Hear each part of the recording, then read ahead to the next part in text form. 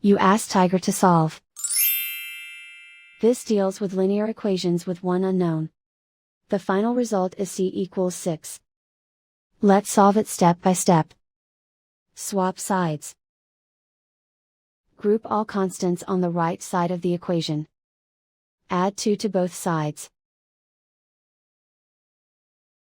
Simplify the arithmetic.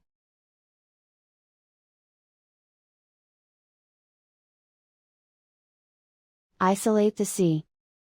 Divide both sides by 3. Simplify the fraction. Find the greatest common factor of the numerator and denominator. Factor out and cancel the greatest common factor. And so the final result is c equals 6.